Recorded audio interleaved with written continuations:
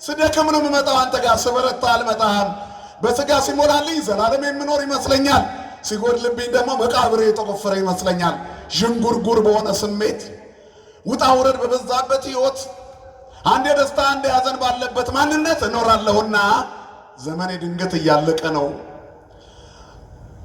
የእግዚአብሔር ሰው ታማኙ ኢዮብ ዘመኔ ከሚሮጥ ሰው ይልቅ ምን ይላል አለ ይፈጥናል የጌታ መንገድ አዘጋጁ ጥርጊያውን አቅኑ የሚለው ዮሐንስ እኔ ነኝ ትላለች ቤተክርስቲያን ክብርና ምስጋና ለአምላካችን ለእግዚአብሔር ይሁን ስለዚህ ትውልዱ ሁሉ ይላል ልቡን ያጥራ ጠማማው ይቅና ጎባጣው ይቅና ተራራው ዝቅ ይበል መንገዱ ይስተካከል የልቦና መንገዳችን በዘረኝነት የተጣመመው በጭፍን ብሔርተኝነት የጠቆረው እንዲጠራ ዮሐንስ የተናገረውና ክርስቶስ ሊመጣ ነውና ቤተክርስቲያን የምታወጀው በዚህ ነው አያችሁ አዲስ ዓመት አዲሱን ዓመት በአዲስ ልብስ ብቻ ሳይሆን በአዲስ ልብ እንድንቀበል ንጽህና ከቅድስና ጋር እንድንለብስ እያበሰረች ትጀምራለች የሥጋ ንጽህና ብቻ ሳይሆን የነፍስ ንጽህና እንዲኖር የምታወጅበት ነው ቤተክርስቲያን ወንጌላዊት ናት ያላወቋት የፈለጉትን ቢሉ ማቴዎስ ማርቆስ ሉቃስ ዮሐንስ ብላ ዘመንን ለከታ የምትሰጥ ኦርቶዶክሳዊት ተዋሕዶ ቤተክርስቲያን ብቻ ናት በኢትዮጵያ ክብርና ምስጋና ለአምላካችን ለእግዚአብሔር ይሁን እናት ንግሥት የፍጥረት ሁሉ እመቤት ቅድስተ ቅዱሳን ንጽሕተ ንጹሐን ሰዓሊተ ምሕረት አቁራሪተ መዓት እናታችን ድንግል ማርያም ስለ አማላጅነቷ ስለ እናትነቷ ስሟ ለዘላለም የተመሰገነ ይሁን መላእክት ቅዱሳን ጻድቃን ሰማዕታት ሁሉ እንደየክብራቸውና እንደየሞገሳቸው ክብርና ምስጋና ይድረሳቸው እንኳን ለዚህ ቀን በሰላም አደረሳችሁ እንኳን ከዘመነ ማቴዎስ ወደ ዘመነ ማርቆስ ተሻግረናል አይደል እንኳን አደረሳችሁ መቼም ከዚህ በኋላ ወደ ኋላ አንቆጥርም ማለት ወደፊት ነው የፊቱን የሚያሳየን አምላክ ስሙ የተመሰገነ ይሁን እንኳን አደረሳችሁ እንኳን አደረሰን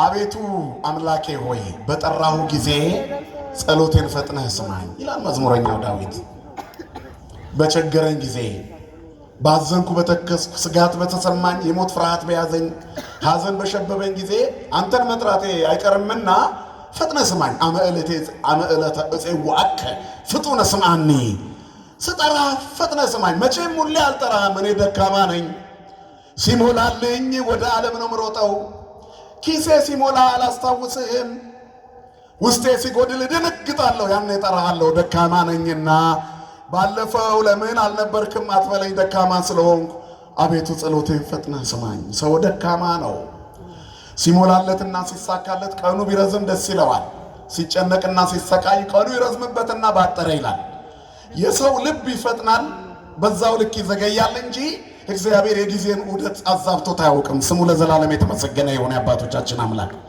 ስለዚህ በተሰጠን ጊዜ ውስጥ መጠቀም ባለመቻላችን ምክንያት ስጋትና ፍርሃት ጭንቀትና መሸበብ ይከበናል በዚህ ዓለም ላይ ይሄ ዓለም ምንም እንኳን ለጊዜው የምንታይበት የሚያኖረን ዓለም አለመሆኑን ብናውቅም መኖርን ግን ለዘላለም የሚቆይ አስመስለው የሚያሳይ ስጋዊ ስዕል መንፈሳዊነታችንን እየሸረሸረ ስለጨረሰው ዘመን በመጣ ቁጥር የሞት ስጋት ፊት ለፊታችን ላይ እንዳይደቀን እግዚአብሔር ጥበቃ ተጨመረበት ስጋት በበዛበት ዓለም ስለምንኖር ማሪ ስለሆነ እግዚአብሔር ይቅር ባይ ስለሆነ ሩሩ ስለሆነ ነገ ምን እንደሚሆን ስለማናውቅ ዛሬ እንኳን አደረሰን እንባባላለን ክብርና ምስጋና ለአምላካችን ለእግዚአብሔር ይሁን ዘመን ግን ምንድነው በዚህ ስሌት ዘመኔ እንደ ጢስ አልቋል ይላል መዝሙረኛው ዳዊት በኗል ያለፈውን ዘመን እንዴት አለፈ በእኔና በእናንተ የህይወት መዝገብ ውስጥ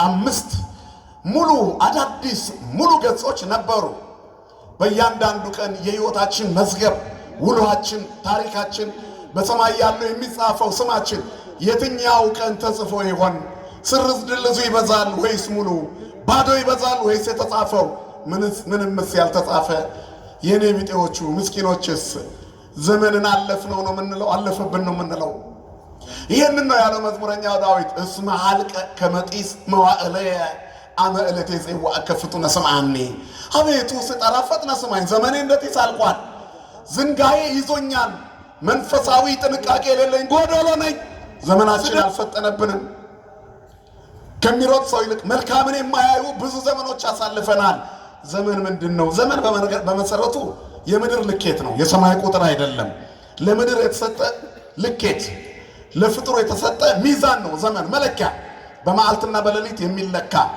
ሽርፍራፊ ሰከንዶች ከዚያ በኋላ ሰከንዶች ደቂቃዎች ከፍ ያለ ሰዓታት ከዛም በኋላ ዕለታት ሳምንታት ወራትና ዓመታት ተቆጥረው ተሰፍረው ይከደኑና የሰው ታሪክ እዛ ጋር ያበቃል። ምድር ላይ ለዘላለም የሚኖር ማንም ሰው የለም። መኑ ሰብ ዘያዩ ወይሬዮ ለሞት ወመኑ ያድህና ለነፍሱ ምደ ሲኦል ሕያው ሆኖ የሚኖር ሞትን የማይቀምስ ማን ነው ይላል መዝሙረኛው። ሁሉ ይሞታል። ምክንያቱም ሰው አፈር ሆኗል። የተሰራበትን አፈር መስሎ በምድር ላይ ሞትን ስላመጣ ምንም እንኳን አሁን ሕግ ሆኖ ቢቀጥልም መርገም የተነቀለለት ግን እግዚአብሔርን የሚያይበትን ሽግግር ይኖራል። ስለማናውቀው ያኛውን ዓለም ግን ምድር ላይ እንኳን አደረሳችሁ እንባባላለን። ማን ይመስገን? ክብርና ምስጋና ለአምላካችን ለእግዚአብሔር ይሁን። ፍጡር በዘመን ውስጥ ሁሉንም ወይንም ብዙ ነገሮችን ይመለከታል። ደስታና ሐዘንን፣ ማግኘትና ማጣትን፣ ማትረፍና መክሰርን፣ መሳቅና ማልቀስን፣ መክሳትና መወፈርን፣ መራብና መጥገብን፣ መሳሳትና መስተካከልን ሁሉንም ያያል። ፍጡር በዘመን ውስጥ ያልቃል፣ ይጸነሳል፣ ይወለዳል፣ ያድጋል፣ ይማራል፣ ያለቅሳል፣ ይስቃል፣ ያዝናል፣ ይደሰታል። እነዚህ ምድር ላይ የሚገኙ ማንነቶች ናቸው። ያገባል፣ ይወልዳል፣ ያሳድጋል፣ አድጎ እንደነበረ ያሳድጋል። ከዚያ በኋላ ያረጃል። እድሜ ከተሰጠው አልቅሶ አዝኖ ተደስቶ ስቆ የኖረባትን ምድር ይሰናበታል፣ ይጎዳል፣ ሌላውንም ይጎዳል። ሰው በዘመን ብዙ ነገሮችን ያያል። መጨረሻ ላይ ይሞታል። ወሃልቀ ከመጢስ መዋዕለየ ዘመኔ እንደ ጢስ አልቋል ይላል። ያልቃል፣ ይከደናል። አሁን እየኖርን ነው። በኑሯችን ውስጥ ግን እየቀነስን እንደሆነ አናውቀውም እኮ። መኖር ከቀነስን ቆይተናል። በልጅነታችን የምንመርጣቸውን ምግቦች ቀንሰናል። ከመካከላችን ጨው ያቆመ ስንት አለ መሰላችሁ? ጨው ማጣፈጫ ነው። እስመፄው ያጥዕሞሙ ለመባልዕት ይላል መጽሐፍ። ጨው ምግብን ያጣፍጣል ይላል። ግን ዘመናችን እንደ ጢስ ትንን እያለ ስለሆነ የምንወደውን ጨው የምንወደውን ጮማ ከተገኘ ማለት ነው፣ ይቅርታ፣ የምንወዳትን ስኳር ቀንሰናታል። ለምን? ምድር ስትጣፍጠን ጣፋጩ እድሜያችንን እንዳይቀነጥስብን። ይሄ ማለት ምን ማለት ነው? መኖርን የመቀነስ ምልክት ነው። ሰው ገና በልጅነቱ ቶሎ እንዲያድግ የሚያፋፋ ምግብ ይሰጠዋል። ሰው ዓለምን በደንብ ከቀመሳትና ከጎለመሰባት በኋላ ደግሞ የሚያከሳውን ምግብ ይፈልጋል። ዳይት ውስጥ ይገባል።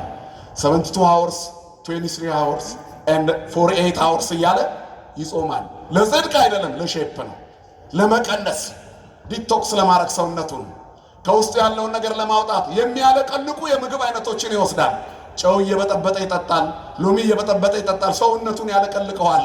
በልጅነቱ የበላው ምግብ ከጎለመሰ በኋላ ጉልበቱን እየበላበት ወደ ሞት እንዳይወስደው፣ ግፊትና ስኳር፣ ኮሌስትሮልና ደም ብዛት እንዳይመጣ ራሱን ማለቅለቅ ይጀምራል።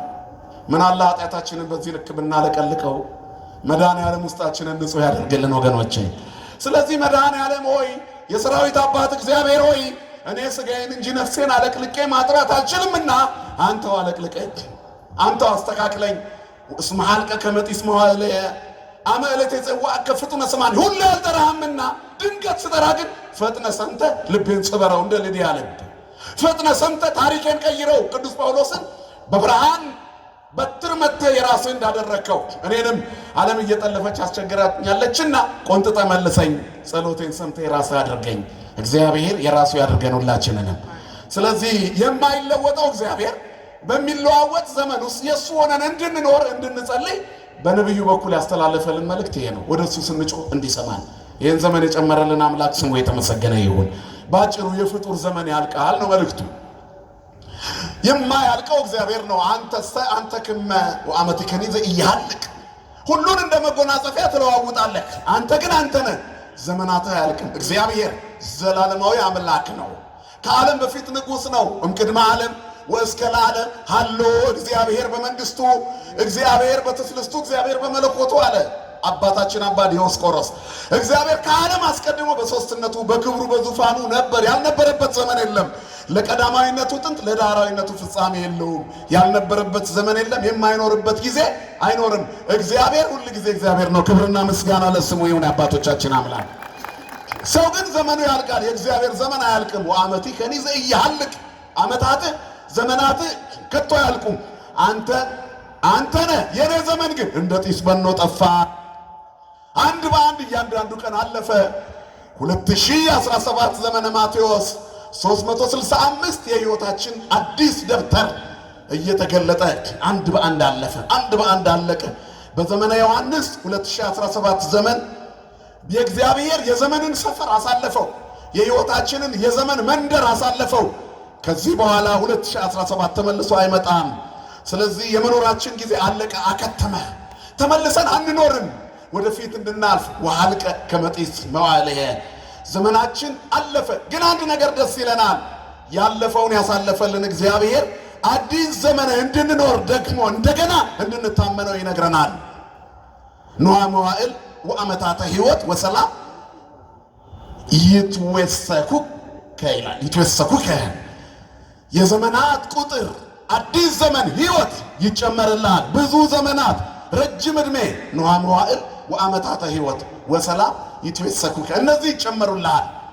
ብዙ ዘመናት፣ ረጅም ዕድሜና ሰላም። ሶስት ነገሮች ሰው ይፈልጋል። አያችሁ፣ ረጅም ዕድሜ፣ ሰላም እና ብዙ ዘመን። ብዙ ዘመናት የእግዚአብሔር ሆኖ የሚኖርባት ዘመናት። ልጄ ሆይ ልብህን ወደ እኔ ስታዘነብል፣ ሕጌን ስትጠብቅ፣ ቃሌን በልብ ስታኖር ኖኅ መዋዕል ወአመታተ ሕይወት ወሰላም ይትወሰኩከ ሰላም ይጨመርልሃል። ምን አይነት ሰላም? የህሊና ሰላም፣ የሰውነት ሰላም፣ ደዌ የሌለው ሕይወት፣ ረብሻ የሌለው ሕይወት፣ የሞት ስጋት የሌለው ሕይወት፣ ጭንቀት የሌለበት ሕይወት፣ ሰላም ይጨመርልሃል። ሰው ያለ ሰላም ዓመት ቢቆጥር ምን ጥቅም አለው? እስከ ዛሬ የቆጠርናቸው የሕይወታችን ዘመኖች የጎደሉ ናቸው፣ ያነሱ ናቸው። ለምን? ጦርንና የጦርን ወሬ እየሰማን ወንድም ወንድሙን እየተገዳደለ እከሌ ከሌ እንደመሰሰው እከሌ ከሌን ፈጀው እያል የምናሳልፍበት ዘመን ነው። እግዚአብሔር ይህንን እንደ ጢስ ያብንንልን ወገኖች። ጦርና የጦር ወሬ የምንሰማበት፣ ወደ አራቱም አቅጣጫ መሄድ የምንሰጋበት፣ እታፈን ይሆን እገደል ይሆን እንደዚህ ይሆን እያል እየፈራን የምንኖርበት፣ በጭንቀት የተሰቃየንበት ዘመን አለቀ። ሰላም ከሌለው ዕድሜ ምን ጥቅም አለው? ከመኖራችን ሞታችንን እናፈቅንባቸው የሕይወት ገጾቻችን ብዙ ናቸው። ወደ ኋላ እንደ ካሴት ተጠንጥኖ ቢነገረን ከኖርንባቸው ይልቅ የተሰቃየንባቸው ዓመታት ይበዛሉ። ስለዚህ ኖኅ መዋዕል ወአመታተ ሕይወት ብዙ ዘመናት ረጅም ዕድሜ ካለ በኋላ ወሰላም ይትወሰኩከ እነዚህ ይጨመሩልሃል። ረጅም ዘመንና ዕድሜ፣ የሰላም ዕድሜ፣ የጤና ዕድሜ፣ እግዚአብሔርን የማምለክ ዕድሜ፣ ክርስቶስን በመፍራት የመኖር ዕድሜ፣ በቅዱሳን የሕይወት መንገድ የመጓዝ ዕድሜ፣ እግዚአብሔርን የመምሰል ዕድሜ፣ መድኃኔዓለም ዕድሜ ለሁላችንም ይጨምርልን። ስለዚህ አሁን በአንድ ነገር ደስ ይለናል። እግዚአብሔር ዘመን ጨምሮልናል። ምን ጨምሮልናል? ሁላችሁም ንገሩኝ። ምን ጨምሮልናል? ዘመን ተጨምሮልናል። በዚህ ዘመን በርካታ ሰዎች አልፈዋል። አሁን ዘመነ ማቴዎስን ተሰናብተን ዘመነ ማርቆስን ተቀበለናል። የኢትዮጵያ ኦርቶዶክስ ተዋሕዶ ቤተክርስቲያን ዓመታትን የአዲስ ኪዳን ቤተ መቅደስ ስለሆነች ለወንጌላውያን ታከፋፍለዋለች። ዓመት ዝም ብሎ ሃፒ ኒው ይር ምናምን ብላ አታከብርም። የኢትዮጵያ ቤተክርስቲያን የምታከብረው እግዚአብሔር ዘመን ጨመረልን ብላ ነው። ቤተ ክርስቲያን የምታከብረው ከወንጌል ወደ ወንጌል እየተሻገረች ነው። ወንጌል የማይነገርበት ክርስቶስ የማይሰበክበት ዓመት የላትም። ነገ ጠዋት በቤተ መቅደስ ነው ዓመቱን ሙሉ በዓላቱን እግዚአብሔር የሚከብርበትን አጽዋማት የሚገቡበትን ታላላቅ የጌታችን የኢየሱስ ክርስቶስ አበይት በዓላት የሚከብሩበትን ነገ ትሰማላችሁ።